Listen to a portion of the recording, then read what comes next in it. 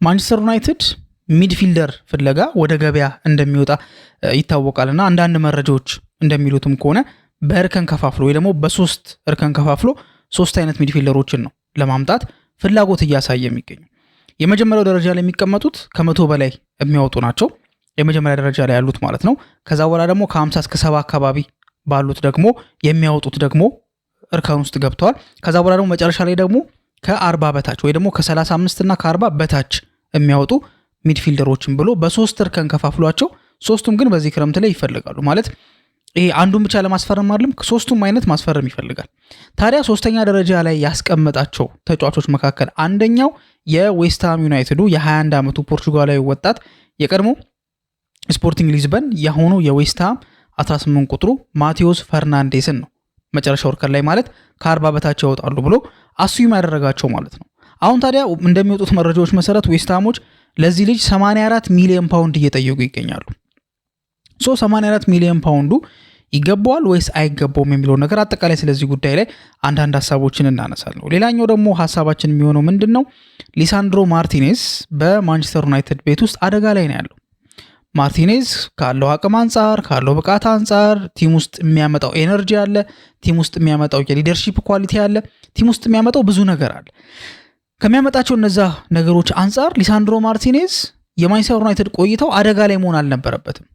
አሁን የኮንትራት ዘመኑ የመጨረሻው ስቴጅ ላይ ይደርሳል፣ ቀጣይ ዓመት ይጠናቀቃል ኮንትራቱ እና አደጋ ላይ ነው ያለው። ለምንድነው አደጋ ላይ ያለው የሚለውን ነገር በዝርዝር በዚህ ፕሮግራም ላይ ለማየት እንሞክራለን። ወደ መጨረሻ ላይ ደግሞ የምንመለከተው የማይክል ካሪክ ቆይታ ለብሩኖ ፈርናንዴዝ ትልቅ ጥቅም ይሰጠዋል። ማለት ካሪክ ይቆያል ተብሎ አልተረጋገጠም፣ ግን ሊቆይ መንገድ ላይ ነው አይደል እየተንደረደሩ ነውና ማይክል ካሪክ የማንቸስተር ዩናይትድ አሰልጣኝ ሆኖ የሚቆይ ከሆነ ብሩኖ ፈርናንዴዝ በእጅጉ ይጠቀማል። ከተለያዩ ነገሮች አንጻር ነው ብሩኖ ፈርናንዴዝ የሚጠቀመውና የሚጠቀመው ነገር ምንድነው የሚለውም ነገር ለማየት እንደዚሁ እንሞክራለን። ታዲያ ከእናንተ የሚጠበቀው እስከ ፕሮግራሙ መጨረሻ ድረስ መከታተል ነው። እንደዚሁም ደግሞ ለዚህ ቻናል አዲስ ከሆናችሁ ሰብስክራይብ ያደረጋችሁ ቤተሰብ መሆናችሁን እንዳትረሱ። አዲስ ካልሆናችሁና ሰብስክራይብ ካደረጋችሁ ደግሞ ሼር ማድረግ እንዳይረሳ፣ ሐሳብ አስተያየታችሁን ደግሞ ኮሜንት ላይ ማስቀመጣችሁንም እንዳትረሱ፣ ላይክ ማድረግ እንዳይዘነጋ። በድጋሚ መልካም ቆይታን ተመኘ። ማንቸስተር ዩናይትድ መግቢያ ላይ ለመናገር ወይ ደግሞ ለማስታወስ እንደሞከርኩት ሶስት አይነት ሚድፊልደሮችን በዚህ ክረምት ለማስፈረም ፍላጎት እንዳለውና አንዳንድ እንቅስቃሴዎችም እንደተጀመሩ በተለያዩ መንገድ ሰምተናል አይደለ? እነዛ ሚድፊልደሮች ታዲያ ያው የሚያስፈልጉ ናቸው። የሚሆኑትም እንዴት ነው? አሁን ለምሳሌ አንደኛ ኮቢ ሜኑ በዚህ ዓመት ካሳየው ፐርፎርማንስ አንጻርና ኮንትራቱን ከማራዘሙም አንጻር ስንመለከት ኮቢ ሜኑ ቋሚ ነው። እሱ ቦታ ላይ ማንቸስተር ዩናይትድ ተጫዋች ያመጣል ተብሎ አይጠበቅም። ለምን? ልጁ ራሱን አስመስክሯል። በዚህ ዓመት ብቻ አይደለም ወይ ደግሞ ካሪክ ከመጣ በኋላ ባሉት 15 ጨዋታዎች ብቻ አይደለም ራሱን ያሳየው፣ ግን ከዛ በፊት ላይክ ፕራየር ቱ ሩበን አሞሪም ራሱን በደንብ አሳይቶ ነበር። በኤሪክ ቴናግ ጊዜ ቴናግ ከተነነቀባቸው ሰዎች መካከል ምንም እንኳን አሁን አሌሃንድሮ ጋርናቾ መጥፎ ሁኔታ ላይ ይገኝ እንጂ ጋርናቾና ሜኑን ያመጣበት መንገድ ለአሰልጣኝ ኤሪክ ቴናግ ትልቅ ክሬዲት እንዲሰጠው አድርጎ ነበር። ሰዎችን በጣም በአግራሞት ነበር እሱን ነገር ሲያነሱ የነበረው። እንዴት አያቸው? እድል የሰጠበት መንገድ፣ ማኔጅ ያደረገበት መንገድ፣ የተጠቀመበት መንገድ አጠቃላይ የሚያስደንቅ ነበርና ከዛ በዛ ጊዜም ኮቢ ሜኑ ራሱን አሳይቷል። አሁን ደግሞ ሩበን አሞሪም መሀል ላይ መጥቶ ደግሞ ኦልሞስት የልጁን 1 ዓመት ያክል የእግር ኳስ ኬሪየር ላይክ በተወሰነ መንገድ ቀይሮታል። አሁን 1 ዓመት ያክል ቀንሶበታል ማለት ትንሽ የሚያስቸግር ይመስለኛል። ለምንድነው እንደዛ ያልኳችሁ? ቀንሶበታል የሚባለው ልጁ ከሽፎ ቢቀር ነበር አይደለ? ግን አሁን ላይ ልጁ ጥሩ ላይ ነው ያለውና እነ ዲያጎ ዳሎም እንደሚሉትም ከሆነ ይሄ ልጅ በዚህ እድሜው ላይ እንደዚህ አይነት ስትራግሎችን ማየቱ ማለት ያለመመረጥን ፊሊንግ ወይ ደግሞ የሪጀክሽንን ፊሊንግ ኦን አድርጎት እሱን ዋጥ አድርጎ ስራውን ግን ሳይቀንስ አጋጣሚ እየጠበቀ አጋጣሚውን ሲያገኝ ደግሞ ራሱን ሻይን እንዲያደርግ ያደረገበት መንገድ ለልጁ ለወደፊት ቆይታው ትልቅ የሆነ ጥቅም ይሰጠዋል ተብሎ ታስቧል። ስለዚህ ያ 1 ዓመት ከሱ ላይ ተቀንሷል ከሚባል በሌላ አይነት መንገድ እየተማረ ነበር ብንል ሞር የተሻለ ነገር ይሆናል ብዬ አስባለሁና ብቻ ያን ጊዜም ካሳለፈ በኋላ ራሱን በደንብ ፕሩቭ አድርጎ ማንቸስተር ዩናይትድ ቤት እንደሚቆይም ደግሞ አረጋግጦ ረዘም ያለ ኮንትራት ተፈራርሞ ማለት ነው ማንቸስተር ዩናይትድ ቤት ይቆያል። ስለዚህ የሱ አጋዥ ነው የሚመጣው። አክቹሊ አጋዥ ማለት ያው ይሄ ከሜኑ በታች የሚጫወት ማለት አይደለም፣ ግን ከሜኑ ጋር አጫወቱ የማይመሳሰል ግን ከሜኑ ጋር ኮምፓቲብል የሚሆን ምን አይነት ተጫዋች ነው ከሜኑ ጋር ኮምፓቲብል የሚሆነው? ልክ የካሴሚሮ አይነት፣ ግን ካሴሚሮ ሆኖ ሞር ወጣት የሆነ መሮጥ የሚችል ትልልቅ ወይ ደግሞ ሰፋፊ ዲስታንሶችን ከቨር ማድረግ የሚችል። ኮቢ ሜኑ ወደፊት መሄድ ሲፈልግ ጥሎለት ለዛው ምናልባት እዛ ቦታ ላይ የሚጫወቱ ቶናሊ ሊሆን ይችላል፣ ጉማሬሽ ሊሆን ይችላል፣ አንደርሰን ሊሆን ይችላል፣ አደም ዋርተን ሊሆን ይችላል፣ ካርሎስ ባሌባ ሊሆን ይችላል፣ ኦሪሊየ ቹዋሜኒ ሊሆን ይችላል፣ ኤደርሰን ሊሆን ይችላል። ሆኤቨር ኢት ኢዝ የሆነ ሰው ብቻ ያስፈልጋል እዛ ቦታ ላይ። ስለዚህ ማንቸስተር ዩናይትድ የሚድፊልደር ቦታ ላይ ወደ ገበያ ወጥቷል። ግን ሶስቱም በሶስት እርከን አመጣቸው ወይ ደግሞ ሊያመጣ እያሰበ ነው ያልኳችሁ ተጫዋቾች ሶስቱም የሜኑ ተቃራኒ አይደሉም። ከሶስቱ ቢያንስ አንዱ የሜኑ አይነት አጫወት የሚጫወት ግን ከሜኑ ስር ሆኖ የሜኑ ተተኪ የሚሆን ተተኪ ማለት ይሄ ሎንግ ተርም እያልኳችሁ አይደለም። ግን ማንቸስተር ዩናይትድ እንደምታውቁት በዚህ ዓመት ነው አንድ ውድድር ላይ ብቻ የተሳተፈው። ከፕሪሚየር ሊግ ውጪ 2 ጨዋታ ነው ያደረገው። 2 ካራቦ ካፕ እና ኤፍኤ ካፕ አንድ ጨዋታ ነው ያደረገው።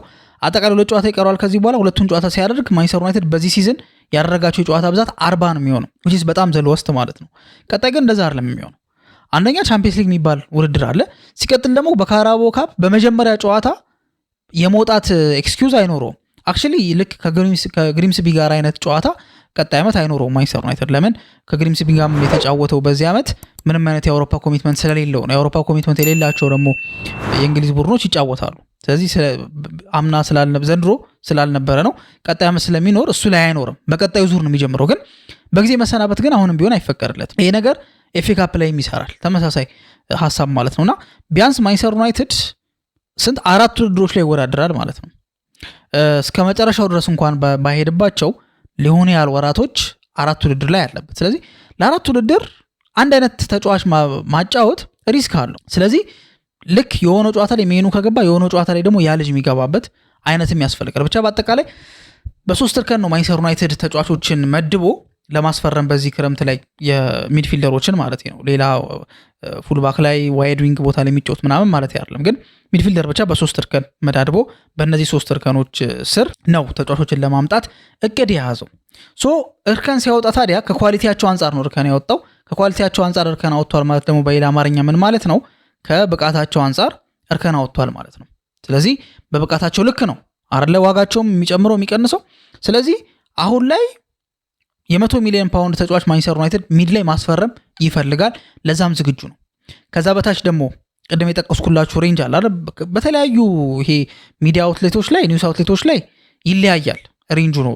ይሄ እርግጠኛው የምነግራችሁ የለም። ግን እንደዚህ ብላችሁ ያሉት ከ100 በላይ የሚያወጣ ከ70 በታች ግን ከ50 በላይ የሚያወጣ ከዛ ደግሞ ከ50 በታች የሚያወጣ ብላችሁ ያሉት ብቻ በ3 አይነት ነው። በጣም ባነሰ ዋጋ ሪዝነብል በሆነ ዋጋ ሚድ በሚባል ከዛ ደግሞ በጣም ኤክስፔንሲቭ በሆነ ዋጋ ነው ማንቸስተር ዩናይትድ ሚድፊልደሮችን ማምጣት የሚፈልገው ማለት ነውና ከነዛ 3 እርከኖች መካከል እንዳልኳችሁ የመጀመሪያው እርከን ላይ ያው እነ አንደርሰን ናቸው የሚካተቱት። እነ አንደርሰን እነ ባሌባ ይካተታሉ። እነ ዋርተን የመሳሰሉት ተጫዋቾች ይካተታሉ በዛ እርከን ላይ ማለት ነው። ሁለተኛው እርከን ላይ እነ ስሚት የመሳሰሉት ተጫዋቾች ይካተታሉ። እነ ቶናሊ አይነት ተጫዋቾች ማለት ነው። ሶስተኛው እርከን ላይ ደግሞ እንደነ ኤንደርሰን አይነት ተጫዋች ከዛ ደግሞ የዛሬው ደግሞ የምናወራለት የማቴዎስ ፈርናንዴዝ ነው። ማቴዎስ ፈርናንዴዝ በፕሪሚየር ሊጉ ላይ የ2 ዓመት ልምድ አለው። ሳውዛምተን ጋር ይጫወት ነበር አምና። ዘንድሮ ወደ ዌስትሃም መጣ። ገና 9 ወሩ አካባቢ ነው ዌስትሃም ከመጣ። ግን ደግሞ የብዙ ክለቦችን ትኩረት ስቧል። እያልኳቸው ያሉት የእንግሊዝ ብቻ አይደለም ከእንግሊዝ ውጭም ነው እያወሩ ያሉት እና ከምንም በላይ ደግሞ አሁን ዌስትሃም ዩናይትድ ሊወርድ የሚችልበት እድል ስላለ ፈላጊዎቹ የሱ ስዊተርስ የሚባሉት እንትን ይሉታል ማለት ይሄ ማስኮብለል ይፈልጋሉ ወይንም ደግሞ የነሱ ማድረግ ይፈልጋሉ። ለምን ኦሬዲ ይወርዳል። ስለዚህ የመሸጥ ግዴታ ውስጥ ሊገባ ይችላል ወይ ደግሞ የመሸጥ ግዴታ ውስጥ ሊወርቅ ይችላል። እንደሱ አይነት ሐሳቦች ይነሳሉ። ማለት በቃ የግድ መሸጥ ሊኖርበት ይችላል። ገባችሁ አይደል? ስለዚህ እሱ ስላለ ይፈልጋል። ልጁ ባይወርድም ዌስትሃም ይፈልጋል። ታዲያ በዚህ ሰዓት ላይ የተገመተው ማንቸስተር ዩናይትድ የገመተው ወይ ደግሞ ሌላዎችም እንደገመቱት እስከ 40 ድረስ እስከ 43 እስከ 44 ድረስ ያወጣል የሚል ነበር። አንደኛ እንዳልኳችሁ ዌስትሃም ሊወርድ ነው። ስለዚህ ከወረደ ተጫዋቹ መቆየት አይፈልግም። ምክንያቱም እያደገ ነው፣ ገና 21 ዓመቱ ነው። በዚህ ሰዓት ላይ ታች ከመጣ ሊረሳ ይችላል። ስንት ተጫዋቾች አብረው ከክለባቸው ጋር ወርደው ከዛ ቲም ውስጥ ተመልሰው ወደ ትልቅ መጣቸው። ምናልባት ሳርን ነው አይደል? ኢስማኤል አሳር ከዋትፎርድ ጋር ወርዶ አሁን ክሪስታል ፓላስ የተጫወተ የሚገኘው እንጂ ብዙ አላቅም። አብሮ ወርዶ ለትልቅ ክለብ የተጫወቱ ብዙ ያለው አይመስለኝም። አክቹሊ ኢስማኤል አሳርም ለትልቅ ክለብ አይደለም የተጫወተ ያለው። ሊቨርፑሎች ይፈልጉት ነበር የሆነ ሰዓት ላይ። አሁን ክሪስታል ፓላስ ነው ያለው። ከክሪስታል ፓላስ ትልቅ ነው ትንሽ ነው እያልኩኝ አይደለም፣ ግን ከሊቨርፑል አንጻር ግን ትልቅ አይደለም ፓላስ። እነሱ አይነት ነገር ስላለ ፈርናንዴዝ ያስጨንቃል እንዲወጣ። እሱ ተብሎ ግን ሰርፕራይዝ በሆነ መንገድ ግን ዌስትሃሞች 84 ሚሊዮን ፓውንድ እንደሚፈልጉ ያው ይፋ አላደረጉም፣ ግን ታማኝ የሚባሉ ሶርሶች እየጠቀሱ ይገኛሉ። እና ማንቸስተር ዩናይትድ ያዋጣዋል ከሆነ አያዋጣውም ነው። ለምን 84 ሚሊዮን ፓውንድ ማለት ቅድም በጠቀስኩላችሁ እርከን ውስጥ አንደኛ እርከን ላይ ነው የሚቀመጠው። አንደኛ እርከን ላይ ደግሞ ኤሌት አንደርሰን ባለበት እነ ካርሎስ ባሌባ ባሉበት ደግሞ ማቴዎስ ፈርናንዴዝ አንደኛ እርከን ላይ አይቀመጥም። ለምን አንደርሰን የብሔራዊ ቡድን ዋና ተሰላፊ ነው ከሚፈልጉት ቲሞችም አንጻር፣ ሲቀጥል ያለው ልምድ በኒውካስል ቤት ያለው ልምድ፣ በኖቲንጋም ፎረስት ቤት ያለው ልምድ፣ እድሜው፣ ኳሊቲም ደግሞ ስትመለከቱ አንድ አይነት አይደሉም። ስለዚህ 84 ሚሊዮን ፓውንድ ክሬዚ ነው። ግን ያው ዌስትሃም ግን በ84 ይሸጧል ብዬ ግን አላስብም። ያው ፒኤስጂ ይፈልገዋል፣ ሲቲ ይፈልገዋል፣ ማንቸስተር ዩናይትድ ይፈልገዋል። ስለዚህ ቢያንስ 84 ጠርተው ይሄ ልጅ በ60 እንኳን መሸጥ ከቻሉ ትልቅ ባርጌን ነው የሚሆነው ለነሱ። ለምን እየወረዱ ነው። ስለዚህ ያስፈልጋቸዋል ገንዘቡ ራሳቸውን መልሶ ቀጣይ ዓመት ቶሎ ለማምጣት ማለት ነው። ከባድ ነው። ቻምፒየንሺፕ በጣም ከምናስበው በላይ ነው ዳሜጅ የሚያደርሰው አንድ ክለብ ላይ ከስፖንሰርሺፕ አንጻር ከፋይናንስ አንጻር ድቅቅ ነው የሚያደርገውና ያን ነገር ደግሞ በዚህ ተጫዋች ለመካስ ነው ጥረት የሚያደርጉት። ግን ያው ክለቦች ግን በዚህ ደረጃ ይሄን ተጫዋች ይገዙታል ተብሎ ግን አይገመትም። ግን ደግሞ ያው ዌስትሃም ግን እንደዛ አይነት ዋጋ ግን ለጥፎበታል የሚሉ መረጃዎች ወጥተዋል። ሌላኛው ደግሞ ርዕሳችን የሚሆነው ሊሳንድሮ ማርቲኔዝ በማንቸስተር ዩናይትድ ቆይታው ላይ አደጋ ውስጥ ነው ያለው። ልጁ አቅም አለው፣ ኳሊቲ ያለው ተጫዋች ነው። ከኋላ ፕሮግሬሲቭ ፓሶችን በሚያደርግበት ሰዓት ላይ ከኋላ ቡድኑ ቢውልድ አድርጎ መውጣት በሚፈልግበት ሰዓት ላይ መስመር ሰንጣቂ ኳሶችን ፓስ በሚያደርግበት ጊዜ የሊደርሺፕ ኳሊቲው፣ የዲፌንዲንግ ኳሊቲው ኤሪያል ዱዌሎች ላይ አጭር ነው እንደምታውቁት ሜትር ከ75 ነው። ግን ደግሞ እንደ ሃላንድ አይነት ረጅም የሜትር ከ95 አጥቂ ቀጥ አድርጎ ማቆም ይችላል። በኤሪያል ዱዌልም በግራውንድ ዱዌልም የራሱ የሆነ ቴክኒክ አለው፣ የሚጠቀምበት የራሱ የሆነ ቴክኒክ አለው ሊሳንድሮ ማርቲኔዝ። ግን ምንድነው ግን አጠቃላይ ግን ምንድነው ሐሳቡ ማስቆም ይችላል በተለያየ መንገድ ቢሆንም ግን የማስቆም ቴንደንሲ የማስቆም አቅም ግን አለው እንደሚታወቀው ማለት ነው። ማስቆም ይችላል እና ትልቅ አቅም ያለው ተጫዋች ነው። ታዲያ ለምንድነው ማንቸስተር ዩናይትድ ቤት ያለው ቆይታ አደጋ ውስጥ የሆነው የሚለውን ነገር ካየን አንደኛ ኮንትራቱ ቀጣይ ዓመት ያልቃል። ስለዚህ ራሱን ፕሩቭ ለማድረግ አንድ ዓመት አለው ማለት ነው። ለምንድነው ፕሩቭ የሚያደርገው? አቅሙን አይደለም። አቬሌቢሊቲ ኢዝ ኦልሶ አቢሊቲ ይባላል ማለት አቬሌብል መሆን ራሱን የቻለ አንድ ችሎታ ነው ወይ ደግሞ አንድ ኳሊቲ ነው። አንድ ተጫዋች ሲመለመል እከሌ እንዲህ ፓስ ያደርጋል፣ እንዲህ ድሪብል ያደርጋል፣ እንደዚህ ጎል ያስቆጣል፣ እንደዚህ አሲስት ያደርጋል፣ እንደዚህ ይሄዳል፣ እንደዚህ ይመጣል፣ ከዛስ ሁሌ አቬሌብል ነው። እስኪ የጉዳት ሪከርዱን እንመልከት ይባላል። የጉዳት ሪከርዱ ሲመለከት ትንሽ ከሆነ ኦፍ ኮርስ በቃ ሌላ ኳሊቲ ነው፣ ትልቅ ኳሊቲ ማለት ነው። ምክንያቱም አንድ ተጫዋች ሜዳ ውስጥ መኖር አለበት። ተሳስቶም እኮ ለመማር ሜዳ ውስጥ መኖር አለበት። ማጓየር አስቡት ኢንጁሪ ፕሮን ቢሆንና በጣም በጉዳት ቢሰቃይ እንደዚህ አይነት የፕሮፌሽናል ህይወቱ በጣም ሎ ላይ ሆኖ ወደዚህ እስኪመጣ ድረስ አቬሌብል መሆን ነበረበት። ለምን ቻንሶች ሊሚትድ ናቸው፣ ለእንደዚህ አይነት ተጫዋቾች በጣም ሊሚትድ ናቸው። ጋራንቲያቸው ምንድነው? ረዘም ያለ ኮንትራት ሲኖራቸው ነው። ሊሳንድሮ ያም ኮንትራት የለውም፣ ቀጣይ ዓመት ይጠናቀቃል። ብዙ ጊዜ በዚህ ሰዓት ላይ ክለቦች ተጫዋቾቻቸውን እንዳይኮበልሉባቸው አዲስ ኮንትራት ይሰጣሉ፣ ይፈራረማሉ። ሊሳንድሮ ጋር ግን ይሄ ነገር እያየን አይደለም። ለምን ሂዝ ኖት አቬሌብል አይደለም። ስለዚህ የአቬሌቢሊቲ ጉዳይ በትልቁ ጥያቄ ውስጥ እንዲገባ አድርጓል። እንዳልኳችሁ ደግሞ ቀጣይ ዓመት ስለሚጠናቀቅ ያለው አንድ ዓመት ብቻ ነው። ያለውን አቬሌቢሊቲ ለማንቸስተር ዩናይትድ ስቲል መጫወትን ወርዝ እንደሚያደርግ ለማሳየት ያለው አንድ ዓመት ብቻ ነው። ቀጣይ ዓመት ባለው 2026-2027 የውድድር ዘመን ላይ ራሱን ማሳየት የሚችል ከሆነ ሊሳንድሮ ማርቲኔዝ ይቆያል። ካልሆነ ግን ከማንቸስተር ዩናይትድ ጋር ያለው እህል ውሃ ያበቃል ማለት ነው። ስለዚህ ሊሳንድሮ ማርቲኔዝ ላይም ማንቸስተር ዩናይትዶች ጠንከር ያለ አቋም ሊይዙ እንደሚችሉ ያው እንግዲህ መረጃዎች እየወጡ ነው። መረጃዎች ባይወጡም ያው የሚጠበቅ ነገር ነው ብዬ አስባለሁ እና ለዛም ነው ማርቲኔዝ አደጋ ውስጥ ነው ያለው ተብሎ እንዲታሰብ ያደረገው። ሌላኛው የመጨረሻ ርዕሳችን ደግሞ የሚሆነው ምንድነው? የማይክል ካሪክ ቆይታ ለብሩኖ ፈርናንዴዝ ያለው ጥቅም አለ። ምንድነው ያ ጥቅም? ምንድነው የሚጠቀመው? ብሩኖ ምን ያገናኘዋል ከካሪክ ጋር ካለን ያው ስለተመቸው ነው እኮ ኦብቪየስሊ። ግን ብሩኖ ፈርናንዴዝ ግን ቦታውን ስላስለቀቀው ነው እንጂ ከሩበን አሞሪም ጋር ያልተመቸው። ብሩኖ እስካለ ድረስ ለማንቸስተር ዩናይትድ ያለውን ነገር ሲሰጥ ነው የኖረው። ሁሌም ቢሆን ያለውን ነገር ቆጥቦ አያውቅም በጭራሽ ማለት ነው። ኦሊ ጉናር ሶልሻየር በነበረበትም ሰዓት ላይ ሊሆን ይችላል፣ ኤሪክ ቴን ሃግ ከመጣም ጊዜ ጀምሮ ሊሆን ይችላል። ብሩኖ ፈርናንዴዝ ብሩኖ ነው በቃ ሁሌም አለ። ሁሌም ጀስት በቃ አቬሌብል ነው ለቲሙ። ከምንም በላይ ደግሞ የካፕቴን ፐርፎርማንስ የሚያደርግ ተጫዋች ነው። ግን ደግሞ ካሪክ መቆየቱ ግን ምን ይጠቅመዋል ካላችሁኝ፣ አንደኛ የሱ ፊውቸር ላይ እርግጠኛ ይሆናል። በምድር እርግጠኛ የሚሆነው አሁን ዓለም ዋንጫ አለ ታውቃላችሁ። ብሩኖ ፈርናንዴዝ ቋሚ ተሰላፊ ነው።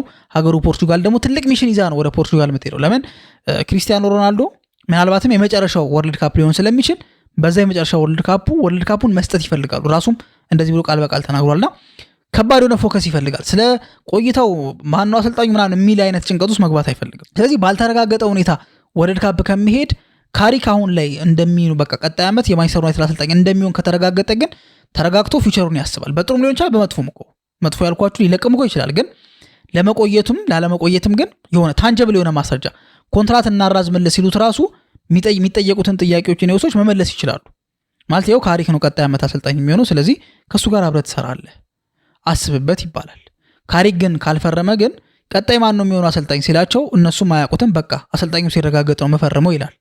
ስለዚህ ከዚህ አንጻር የማይክል ካሪክ ቆይታ ለብሩኖ ፈርናንዴዝ የሚሰጠው ጥቅም ትልቅ ነው ማለት ነው። ለብሩኖ ፈርናንዴዝ የሚሰጠው ጥቅም ደግሞ በዛው ልክም ለኢኔዮሶችም ደግሞ የሚሰጣቸው ጥቅም አለ ማለት ነው። ስለዚህ ከዚህ አንጻር ነው ያለው ጥቅም ተብሎ ይታሰባል። የእናንተ ሀሳብ ምንድን ነው? ማቴዎስ ፈርናንዴዝ በ84 ሚሊዮን ፓውንድ መምጣት አለበት ብላችሁ ታስባላችሁ? እንደዚሁም የሊሳንድሮ ማርቲኔዝ ጉዳይ ከምን ታዩታላችሁ የሚለውን ነገር በኮሜንት ሴክሽን ላይ ታስቀምጡልን ጠይቃችኋለን። እስካሁን ድረስ አብራችሁን ስለቆያችሁ እናመሰግናለን። በቀጣይ ፕሮግራም እስከምንገናኝ ድረስ መልካም ጊዜ ይሁንላችሁ።